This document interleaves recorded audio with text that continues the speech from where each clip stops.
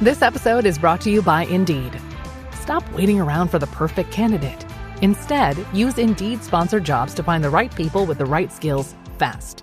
It's a simple way to make sure your listing is the first candidates see.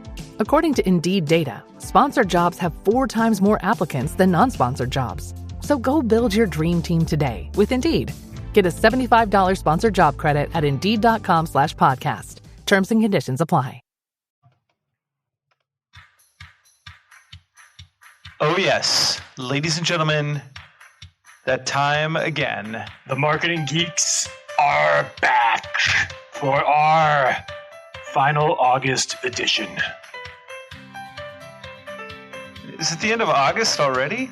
Yeah, time flies. Time flies. Time flies like an arrow, fruit flies like a banana. I am Andros Sturgeon, hanging out in the Netherlands. And I am Justin Womack of Camarillo, California.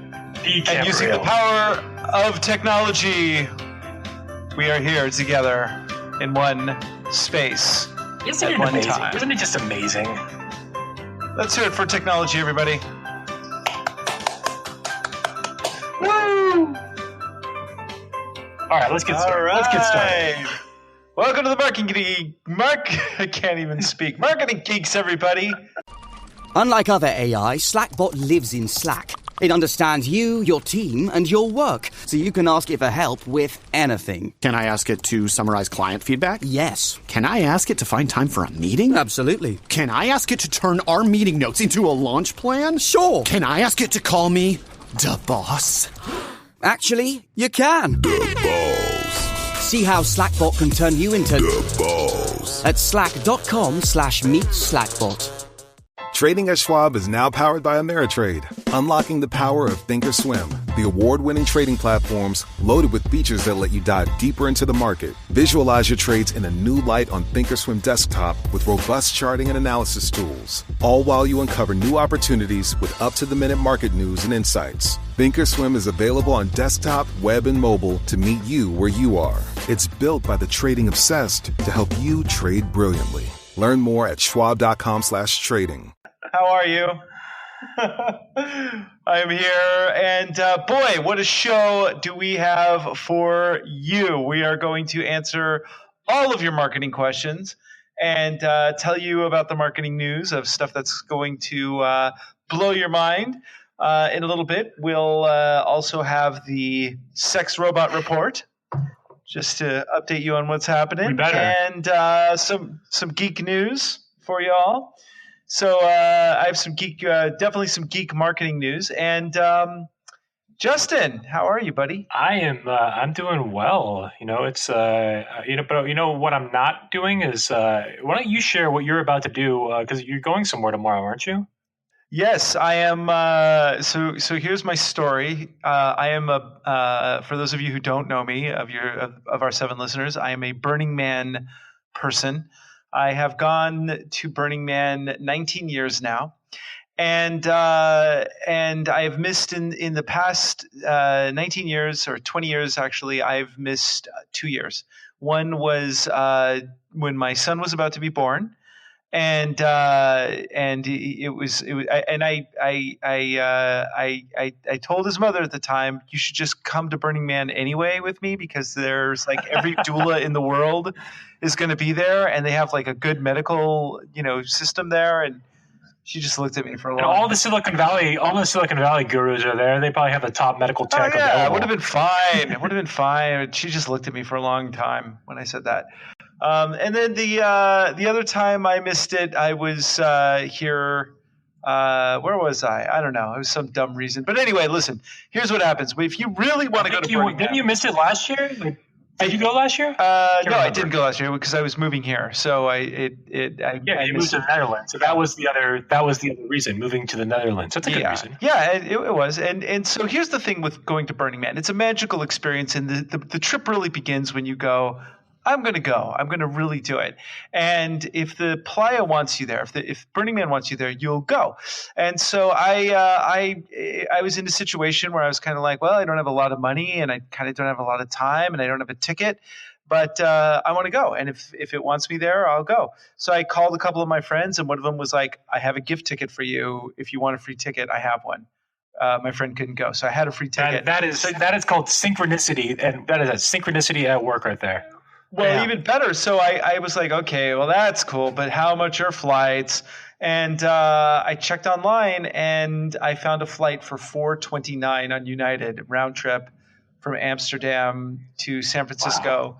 Wow. That was not on WoW Air too. That's interesting. Wow, that's a good deal. It was even United, and my dad's estate every year, if he sells a bunch of books, then I get a little bit of money. I got a little bit of money, and so my dad actually is paying for my trip to Burning Man. God bless him. And thank you, Theodore Sturgeon. That's right. So in 2000, when was it? 2007. I had a little bit of his ashes, and I took them to Burning Man, and he went with me to Burning Man, and I put them in the temple at the end. Incredible experience. I'll tell all about it. So let me next week. Well, 2 weeks when I'm back. Well, let me ask you before we break from this topic. Let me just ask you, how has Burning Man changed? Like, because I keep hearing that big money is kind of moving into Burning Man, is becoming more commercialized. How have you seen the change? And do you see any of these like billionaires, Silicon Valley tech gurus? Or they like kind of keep to themselves, or what are they doing? Yeah, I mean, the thing is that when you're, it's a great equalizer, because even though you're in you can do what's called a turnkey camp, where people just provide everything for you, and you have your RV and all of that stuff. If there's a big dust storm and you're out in the middle of the desert, then everybody's in the dust storm together, and it's a living organism. So it's changed in the sense that it's evolved. In 2006, the first year, or 2007, the first year that I went, 1997. That's how long ago it was. 1997, the first year I went. The Burning Man organization was in a crisis, because they only charged $75 for a ticket, and you could buy it right at the gate. And they didn't have any way of kind of supporting the cause. They weren't making enough money. So they were approached by Red Bull and all these companies to sponsor them, and they could have done it, but then they would have just been another dumb festival, and they refused to do it. So the lack of commercialism has definitely, the whole thing, talk about grassroots marketing, it's all been word of mouth. But it does become a great equalizer. I've partied with celebrities. I've partied with like tech gurus. And here's a really funny story. So there was this huge party bus that was moving around, and you could only allow so many people on it. And at one point it stopped, and Paris Hilton wanted to get on it. And the bus driver says, "Sorry, you can't come on." And she looks at the bus driver and says, "Well, I'm Paris Hilton." And he looks at her and he says, "Yeah, and that's why you're not getting on this bus." So, but Katy Perry, in fact, a lot of her style, she's a burner, and a lot of her style has come from the Burning Man, from Burning Man itself. And it's a magical experience, and I always run into the most amazing, crazy people, and I'll tell you all about it next week. So I have a mission for you. While you're at Burning Man, I want you to find some interesting people and to get them to commit to being guests on the show. So we need to bring a few. I will. We need to bring some of the burners on the show here. And I'm going to put together a live remote. So I'll be recording some audio out there, and I'll have a small little report when I get back. So stay tuned. So we may be a little absent next week, unless Justin, can you get a good guest host to? Yeah. I'll look for a guest host, or I might just do like a shortened, like 30-minute kind of content episode where I teach something for 30 minutes. So it'll be a little bit. It won't be as exciting as having Andres on the show, but maybe I'll teach something for like 30 minutes. So we'll do like a bonus episode probably next week. That's cool, but just don't make sure, if you do get a guest host, just make sure they're not as good as me, because that would suck. I know, right? Bring back that other guy. Yeah. All right, so let's get into some movie geek news. Justin, tell me what's up, man. Yeah, so in the world of movies, the story that has me interested is this thing about the new James Bond movie. So last week we talked a little bit about how Idris Elba was in talk to be the new Bond after this movie. Daniel Craig is still the one on here. Now the word is Idris Elba's out. That's not happening. But on this current version, this current Bond movie that they're working on, Danny Boyle was set to be the director. Now he dropped out due to creative differences yesterday or the day before. Oh, so really? we lost Danny Boyle. Now there's a petition online to hire a female director to take on Bond, and I'm on board with that. I also like the idea, though, of potentially throwing in the name of like Christopher Nolan. I think he would be a good Bond director. Be good. You know, it'd be badass. A Tarantino Bond film, right? I don't think Tarantino would do it, but I'd be totally on board. Yeah, yeah. I mean, he's been talking about doing a Star Trek movie, which I think would be dope as hell. But I think actually a Catherine Bigelow helmed Bond film would be. Yeah, her name is definitely one of the ones being thrown around as far as female directors go, because she's talented. She was with James Cameron. She was around greatness for a while. So now, if you haven't seen Near Dark, which was one of Catherine Bigelow's first films, it was produced by James Cameron. Catherine Bigelow and James Cameron used to be married, and Near Dark is one of the finest vampire movies out there. It is so good about white trash vampires. Definitely worth checking out if you. I always liked the movie Strange Days. Strange Days! I thought that one it's a really interesting movie. And the rumor on that one was that James Cameron was the director of Strange Days, like partway through the production, and he just thought it was crap. So there was a rumor that he abandoned the project and threw it on Catherine Bigelow. I don't know if that's true or not.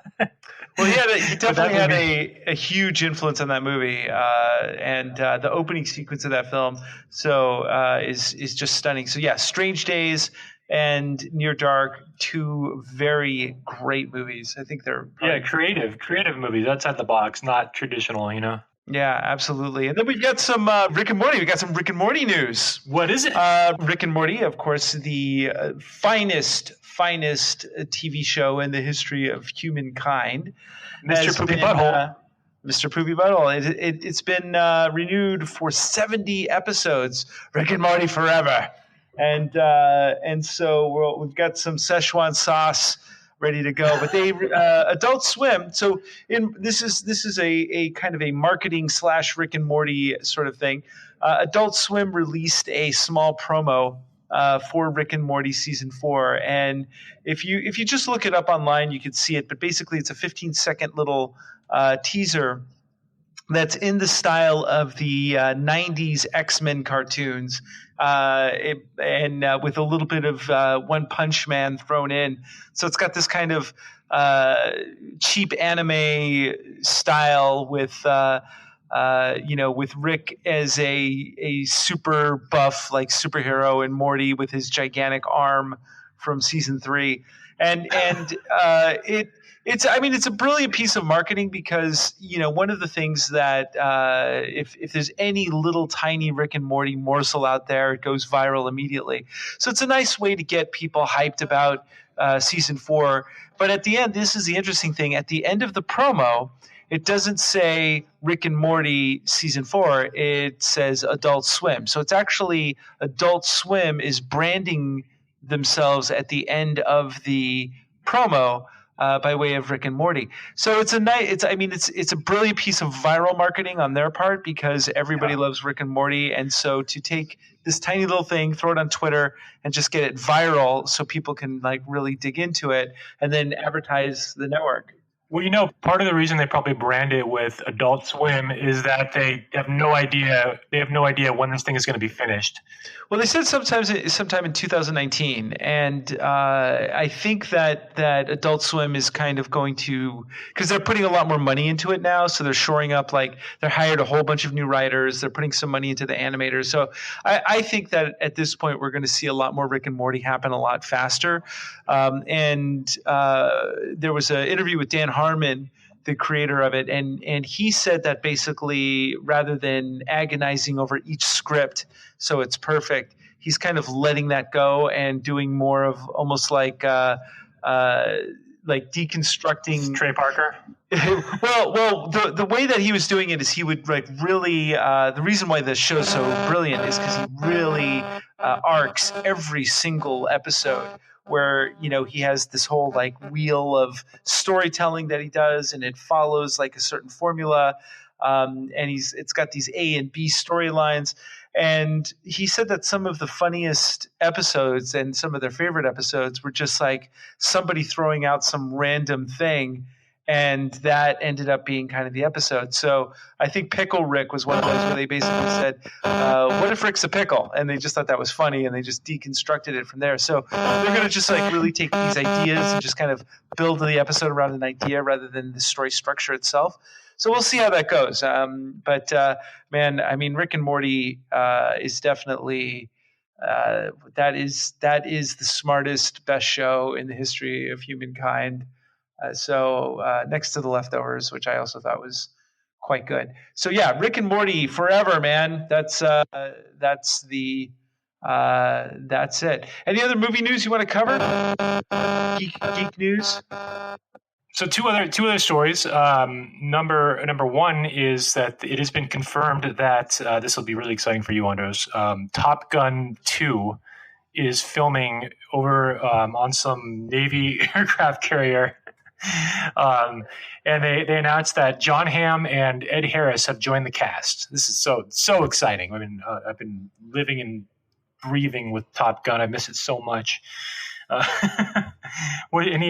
you excited, man? Are you excited? I want to find out what ICE and the other Top Gun people have been doing all these years. What's been happening? ICE like immigration, or Ice Man? You talking about Val Kilmer? Like Val Kilmer, who are they? Is he even going to be in the movie? That's because he's had some health issues. I don't think so. I haven't heard his name thrown in at all. The movie is called Top Gun Maverick, probably because Iceman they're probably just going to write him out. He died. I don't know. He had I don't know what happened to Iceman, but I mean, he gained a bunch of weight too. Last I seen Val Kilmer, he was pretty hefty, and he had throat cancer. His voice is totally it's messed up. Kind of said he. Okay, well, I didn't know about all that. Little trivia: he went to my high school 10 years before I did, and dated Mare Winningham. I don't know if you remember her, actress. And Kevin Spacey also went to my high school. Chatsworth High. Kevin Spacey. Did you hear about his new movie was released called Billionaire Boys Club, and it did. I think it was $256. For the opening weekend, which was it only premiered on to be fair, it premiered on 4 screens, but still that's really, really bad. And if you're going to put Kevin Spacey in a movie after the scandal, and it's called Billionaire Boys Club, change the title. I mean, change the title. I don't think that. I think the movie was wrapped. Is what happened. It was wrapped. It was in the can, and then that. Can you imagine? You put all this effort into a movie, and then that happens. No, it was wrapped. There's no question it was wrapped before the scandal. But change the title. You're gonna call it Billionaire Boys Club after everything going on with Kevin Spacey. It's just not a good title. I think it actually looks interesting because it has what's it, Taron, whatever his name is, and the other guy. I forget Taron and the other guy. That's the name of my band in college. The guy from it's got the guy from Baby Driver and the guy from Kingsman. How's that? I don't remember their names. There you go. That guy. 2 decent actors, and it's called Billionaire Boys Club. It's probably got some business and some in there. I'd check it out. I would throw in. I'd be a part of that $256 if it was playing in a theater near me, but it's not. And if it was the Movie Pass movie of the day, if it was the Movie Pass movie of the day, I would go. Oh shoot! You know what that is? That is time, my friends. That is the music for the Sex Robot Report. That's right. Each week we go over the latest sex robot news. And here we go. Oh, I can't wait because I'm behind. I'm behind, so I need this. Yeah. Well, you'll be behind this robot story. The Mirror UK has reported that a company that is called Realbotics has just released a sex robot that has, quote, mind-blowing X mode that lets you engage in dirty talk, and it will be available this month. That's right. sex robot maker Realbotics is getting ready to release its near 8,000-pound Harmony sex doll, which claims to be the first to offer an emotional connection. The Robo Lover was created to work with a smartphone app which uses artificial intelligence. You say 8,000 pounds? Yeah, I don't know what that is in US dollars, but US to 8,000. That's what it costs. I thought it weighed 8,000 pounds. I thought you were talking about weight. Like, oh my god! Like I guess that'll never be on top, huh? That'll be on the bottom. So it says that the use of AI should mean more lifelike responses that mimic conversations with a real person. The addition of a new X mode is purported to take that to a new level, with the BoinkBot offering conversation, jokes, and of course, dirty talk. Now, I don't know about you, but when I think sex robots, I think sex robot jokes. And if my sex robot can give me sex robot jokes while I'm having sex with it, then that is worth every one of my 8,000 pounds. I'm so curious to know. Like, I want a recording of like what the sex robot, like the jokes that it tells. I think it'd be so funny. I mean, you know, but also it's like you have an app that goes along with it. I mean, it's just getting too complicated. Have you ever used like VR? Have you ever used VR, like gone to like Pornhub and used VR? Like, no, seriously, because they've got VR on Pornhub, and of course, you know, I got to like try the technology, right? I got to see what's going on. So it's just like so complicated. Like, it's just like you get this device, you put your phone in it, and then it looks weird, and then you got to like, you know, navigate around. It's terrible. So I can't imagine. The only VR I ever tried was back in the 90s, and it was like when they used to have those VR arcades that were like $5 for 5 minutes. Yeah. And it was like the graphics were like the original Doom for your PC. So the graphics were terrible. I remember that. And so that was the only VR. I've never tried any of the new stuff, but I've watched like on Twitch. I've seen some people stream some VR stuff, and even now the graphics are so far behind on the VR side that I'm not that drawn to it yet. Now I haven't looked at, like, it might be if you're watching movies or something and it's in a 3D camera, that might be different than the video games. But I've only seen the video games in action. They look like they're not quite where I would want them to be yet. Yeah. Well, you know, if I got a sex robot that can react to my like talk dirty to me and tell jokes, that, my friends, is a keeper. And that is the conclusion of our sex robot report for this week. Join us next week when we will have another interesting story about 2 weeks. Yeah, it'll be 2 weeks before our sex robot overlords takes over. Maybe you'll learn, like, maybe you'll meet the founder of Sex Robots at Burning Man. I mean, I bet he'll be there. Oh man, that is going to be my. I'm going to look for that. I'm definitely going to look for that. So, the creator. And now to the meat of our the Marketing Geek show is you want to talk to us a little about affiliate marketing.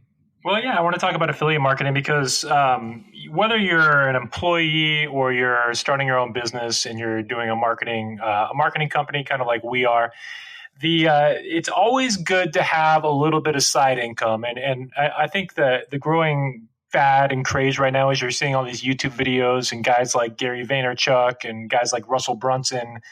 If you don't know who they are, go ahead and Google them. But they're coming at you with these videos talking about how you should be doing a side hustle. You should be looking for opportunities to make income outside of your primary income source, so outside of your 9-to-5 job or outside of your self-employment area. And one of the best ways to do that and to create leverage in your life and business is to do affiliate marketing. So if you don't know what affiliate marketing is, it's basically where you sell somebody else's stuff and you get paid a commission for it. So you don't need to get a job necessarily to sell somebody else's product and get paid. I think the best example right now is a company called ClickFunnels, where ClickFunnels, you can go and sell their software and get paid a 40% commission for life. on their software. So if you were to take ClickFunnels and send your affiliate link to somebody, and they buy, and it starts at $100 a month and it goes up to $300 a month, you're going to get 40% of anything that anyone buys from that for life. So it's a software like that is a very cool opportunity to make some money. Now, do you have what's your take on affiliate marketing here, Andres? Well, I mean, it depends on how you do it. I mean, the one thing about ClickFunnels that you got to keep in mind is there's one caveat to that, which is they only start paying on the second affiliate that you do, right? I'm not 100% sure. A lot of the companies are that way. I'm not 100% sure with ClickFunnels. I don't remember. It's likely that a lot of them are the second affiliate you do, but because of that, you could sign yourself up under your affiliate link because that's kind of what they're controlling against. Exactly. So the reason they do that is so you don't sign yourself up under your own link. So, but since they don't pay you on it, you could do that. And then when you sign somebody up, then you're good to go. Now, there's different ways to do affiliate marketing, of course. So like, for instance, Amazon, you can do affiliate marketing where you have, like, say, an affiliate marketing link on a website. So if, for instance, we say, hey, we're going to do a podcast on podcasting, and we're going to show you the equipment that we use.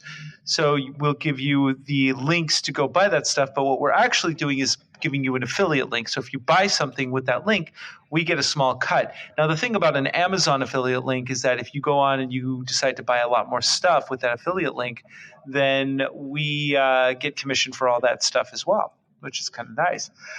So the only thing I would say to that is that the commissions are minuscule for Amazon affiliate links. But yes, I mean, everything that you promote, everything you do, you should be looking for affiliate links. So if I'm on here promoting like a webinar software, I'm likely going to be sharing an affiliate link for that webinar software. If I'm promoting a microphone, I'm going to share an Amazon affiliate link for that microphone. And so I actually just did an affiliate link microphone sale on Amazon, and I think it was like a $200 mic. I ended up getting like $12.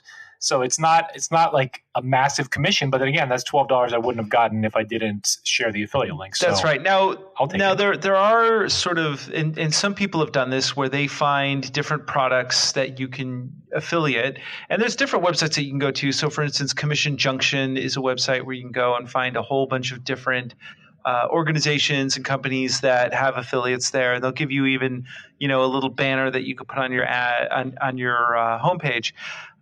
So some people will actually go and create entire landing pages and do full-on marketing campaigns, and it's a win-win because the company itself gets free marketing, and on the one hand, and on the other hand, they're paying out a little bit of money. So some people will create whole marketing systems just for their affiliate programs so they can make money. And if you're good enough at it, then you start getting checks from different places depending on how you market. Now, how do you find what to market? And this is kind of an interesting thing because sometimes what you'll find is the company itself has a product, but they're not marketing it very well. So you could basically do the marketing for them, end up at number one on Google ranking for SEO, and then somebody will click that, and then you get the commission, of course. So that's one way of doing it. Another way of doing it is just basically to be an influencer. So if there are some celebrities who or even some YouTubers, for instance. And what they'll do is they'll do an affiliate link knowing that they're going to get a little bit of money from that company. So it's a nice way to do a bit of a side hustle, depending on how you do it. Yeah. Some of the YouTubers out there, like every video they do, they'll have a link for their equipment. They'll have like, here's the microphone I'm using right now. Here's the webcam I'm using. And they'll all be Amazon affiliate links. The other thing is some people write blog articles, like top 5 lists. Like here's the 5 best microphones for podcasting. And then all 5 of them are affiliate links. And they rank, 1 through 5. So that's another way that people are doing this. And then there's I think this is cool. So ClickFunnels is actually what's called a 2-tier affiliate system. And so they actually have a course that you can send people to. It's called the affiliate affiliate mastery or something, affiliate bootcamp. It's called affiliate bootcamp. And if you send people to the affiliate bootcamp and then they become an affiliate under you, then you can make 5% off of every person that they sign up under you. So there's actually like a 2-tier system. So if so, what I'm going to do is I'm going to share this with the listeners. I'm going to share a link to where you can take the affiliate bootcamp. You can learn how to become a better affiliate marketer, especially through the ClickFunnels system. And if you sign up on our link and then you end up signing people up, you'll still get 40% of commission. And then we'll get 5% from anybody that you sign up under that. But then you can start doing the same thing too. So you can start sharing the affiliate bootcamp link, and then you can start promoting this to other people, and you can make 5% off of those people, and then 40% off of your direct sales. So it's a pretty cool system. Some people make full-time income off of it. I do not make full-time income off of it. I make a few sales here and there, but it's kind of cool. I mean, I like, that's why affiliate marketing is kind of an exciting thing. You know, some people are really, really good at it. In fact, if you, and we've all done this, where you're online, you decide to go look for like a new computer or something, and you're like, what's the top 5 computers, or what's the top 5 softwares for this, right?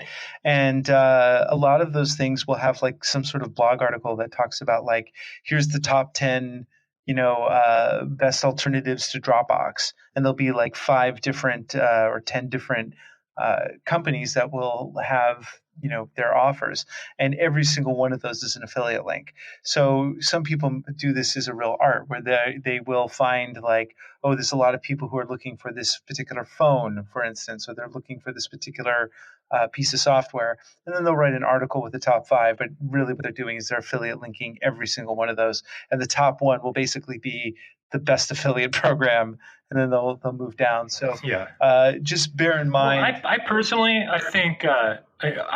think the trick is that you should have your users' goals in mind, like their best interest in mind, because like what you're saying, you bear in mind that they're going to look for the biggest profit, right? But I think the people that do this best are actually the ones that they give the advice they would give anyway. But then if you're going to recommend a product, why not check with the company that you're going to recommend the product for first to see if they have an affiliate program? Right. But don't go out of your way to promote something you don't believe in, because that's when you're going to get in trouble, at least in the long term. In the short term, you might make a little bit more money, but in the long term, your reputation will suffer, and it's not a good situation in the long term.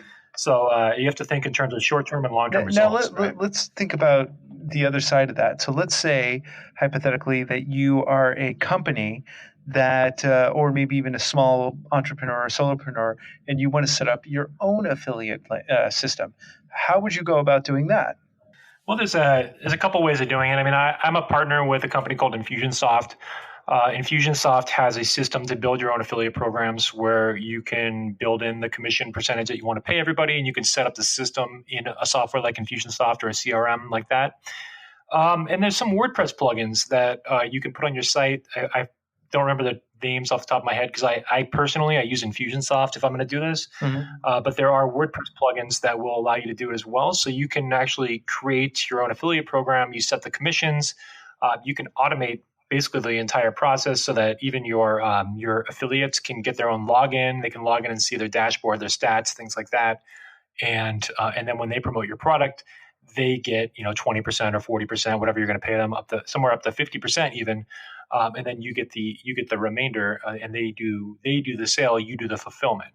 So most people that offer affiliate programs, they'll do it on like digital courses, things like that, because the fulfillment, it doesn't take a lot of manual effort to fulfill on that. Now, if I'm selling like private coaching where I'm the one coaching, the commission's going to be a little bit lower on that, because that actually takes my personal time to fulfill on it. So usually when you see bigger commissions, it's because, or like a software like ClickFunnels, once they sign up, they don't really have to fulfill except to do customer service and keep the software running, but they don't have to fulfill too much personal time with it. So that's why they can afford to have bigger commissions. So and this is one of those things that as a solopreneur, like let's say hypothetically that you are looking to do a side hustle. So creating like say a digital curriculum. So you can create a digital curriculum on something like Teachable, and then I think Teachable has a built-in affiliate program too. I think they do. And then you can and so then you can offer even 50%. Like once your digital curriculum is set up, you can then offer a commission of let's say 50% to anybody who signs anyone else up you can then pay them out. And I think it even handles like the payment system. So there's ways that you can do it automatically, and it's very, very easy to do.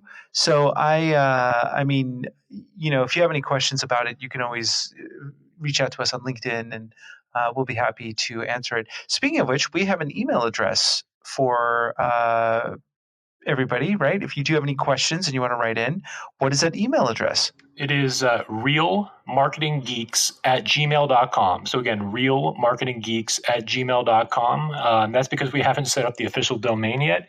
But for now, we're taking your questions at realmarketinggeeks@gmail.com. So if you have questions, you have comments, you want to tell us just how much you didn't like this episode, that's where you're going to send your complaints and whatever else you have for us. So all 7 of you, that's right, where you're going to do it. And please send us your complaints, because then we will definitely forward it to the appropriate department.